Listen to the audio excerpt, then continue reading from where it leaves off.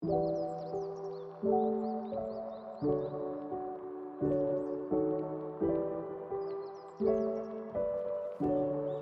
semua, kenalin, aku Cikita Kartika Sijabat. Perkenalkan, nama saya Maura Agustin Siombing. Halo semuanya, perkenalkan nama saya Karina Puspitasari dari kelompok 5.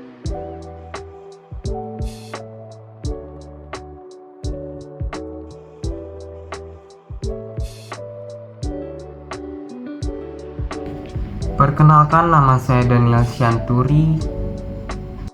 Saya Kalvin Andreas dari kelas 98 kelompok Sejai.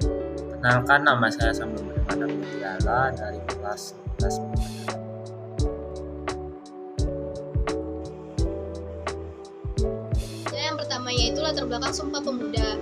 Latar belakang Sumpah Pemuda itu adanya pendidikan sekolah dan memunculkan kaum terpelajar. Kaum muda terpelajar inilah kemudian mempelopori lahirnya kebangkitan nasional di Indonesia. Dengan demikian berkembanglah masa pergerakan kebangsaan, suatu periode yang sangat penting dalam sejarah perjuangan bangsa.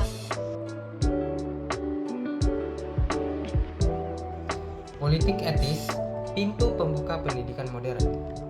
Memasuki abad ke-20, kebijakan pemerintah kolonial Belanda mendorong untuk menguasai seluruh wilayah Nusantara.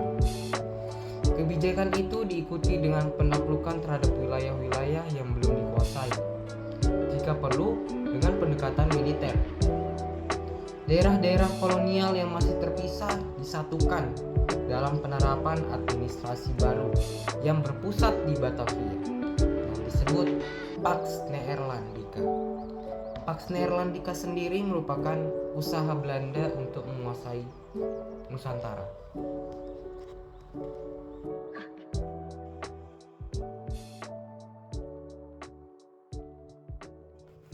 Kebijakan politik etis sebagai pintu pembuka pendidikan modern. Yang pertama ada di bidang edukasi. Pendirian berbagai jenis sekolah dari tingkat dasar hingga jenjang pendidikan tinggi. Yang kedua ada di bidang irigasi.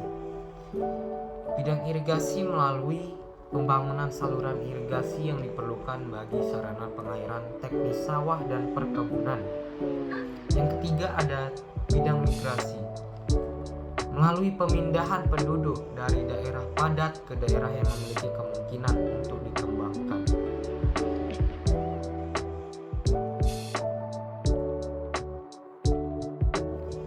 Di balik itu semua ada penyimpangan kebijakan politik etis. Yang pertama di bidang edukasi.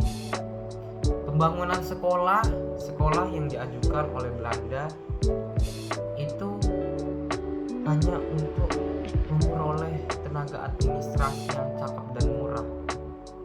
Yang kedua, di bidang irigasi. Pelaksanaan pengairan irigasi hanya bertujuan atas tanah-tanah yang subur untuk perkebunan swasta milik Belanda. Sedangkan milik rakyat tidak dialiri air dan irigasi. Yang ketiga, di bidang migrasi. Migrasi ke daerah luar Jawa hanya bertujuan untuk daerah yang dikembangkan. Daerah yang dikembangkan ini daerah-daerah yang merupakan perkebunan milik Belanda. Mereka dijadikan kuli kontrak dan yang melanggar akan dikenakan sanksi.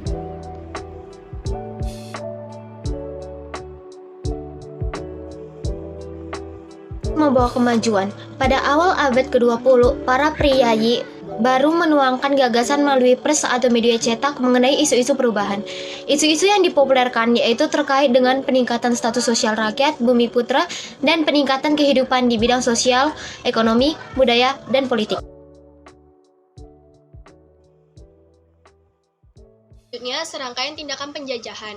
Belanda tersebut telah menimbulkan banyak perlawanan dari pihak bangsa Indonesia. Strategi perlawanan yang ditempuh waktu umumnya dengan perlawanan bersenjata. Sayangnya, perlawanan dalam menghadapi kekuatan kolonialisme ini dan imperialisme saat itu masih bersifat lingkup daerah atau wilayah tertentu.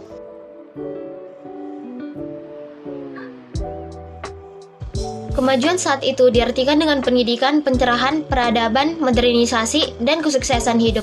Pers merupakan sarana berpartisipasi dalam gerakan emansipasi, kemajuan, dan gerakan nasional. Pada dekade itu ditandai dengan jumlah penerbitan surat kabar berbahasa Melayu yang mengalami peningkatan.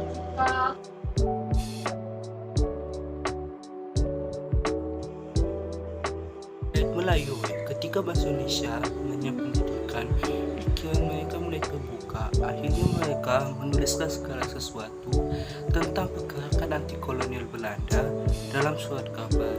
Adanya surat kabar ini membantu bahasa Indonesia untuk bersatu dan mengetahui nasib-nasib sesama, sehingga hal ini dapat menimbulkan persatuan dan kesatuan.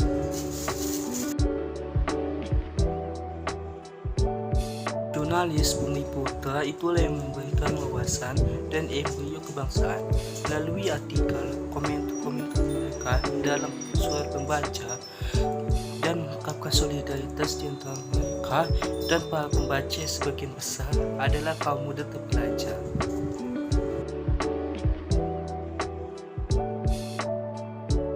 Nasionalisme. Pada awal abad ke-20, paham nasionalisme memasuki wilayah Indonesia. Perlu diingat bahwa dengan pelaksanaan politik etis telah mendorong lahirnya kaum muda terpelajar. Pemikiran mereka semakin rasional, wawasannya semakin luas dan terbuka sehingga memperlancar berkembangnya paham-paham baru di Indonesia, contohnya nasionalisme.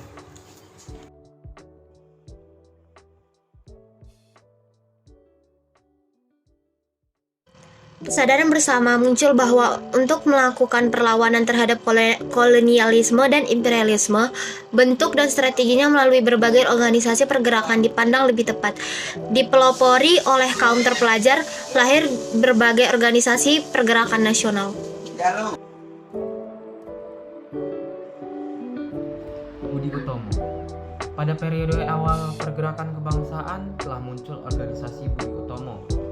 Organisasi ini didirikan antara lain oleh Sutomo atas rintisan Wahidin Sudirohusodo pada tanggal 20 Mei 1908. Dengan Islam, RM Tritoadi Suryo, seorang bangsawan, wartawan, dan pedagang dari Solo tahun 1909. Ia mendirikan perkumpulan dagang yang bernama Sarekat Dagangan Islam atau SDI. Tahun 1911, KH Samenhudi secara resmi mendirikan SDI pada tahun 1912. Nama SDI diganti Sarekat Islam SI oleh Hos Kokroaminoto.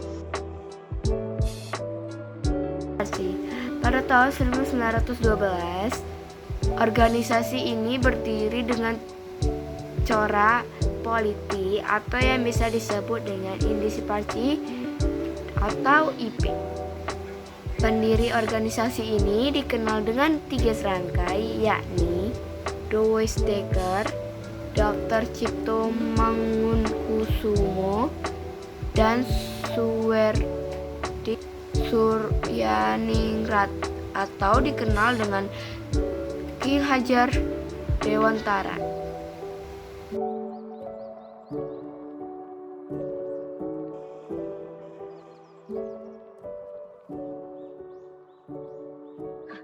Bersama pada 1927, Soekarno merasa yakin jika persatuan bisa diwujudkan, maka perjuangan kemerdekaan pun akan mudah terlaksana. Pada 17-18 Desember 1927, diadakan rapat di Bandung untuk membahas secara resmi gagasan tentang federasi politik dan Front Sawo Matang.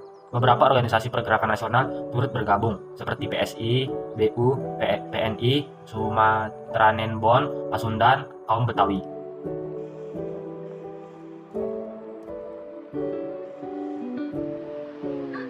Persatuan. Dalam rangka merealisasikan gagasan tentang persatuan, Insinyur Soekarno ingin membentuk wadah persatuan dengan memadukan aliran nasionalisme, Islam, dan Marxisme, sehingga merupakan kekuatan moral dan nasionalisme yang kokoh untuk menghadapi praktik diskriminasi kelompok kulit putih yang merasa superior. Insinyur Soekarno mendesak para pemimpin organisasi untuk membentuk sebuah federasi antar partai dan organisasi yang sekaligus merupakan Front Sawo Matang.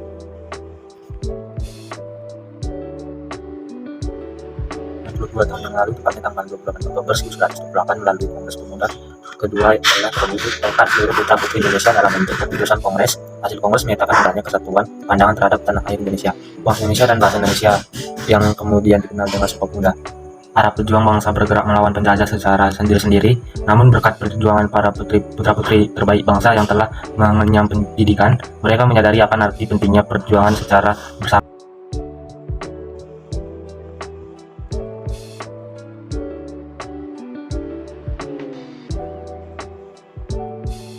4. Nilai-nilai penting Sumpah Pemuda. Sumpah Pemuda menegaskan pentingnya persatuan dan kesatuan bangsa Indonesia. Semangat nasionalisme yang tergantung dalam Sumpah Pemuda mengajarkan kita untuk mencintai tanah air Indonesia, menjunjung tinggi kebinekaan, dan memperjuangkan kemerdekaan Indonesia.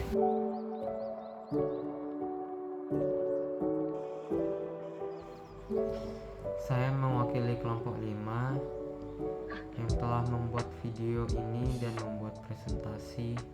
Sekian, dan mohon maaf apabila ada yang salah dari perkataan yang kami ucapkan, dan terima kasih.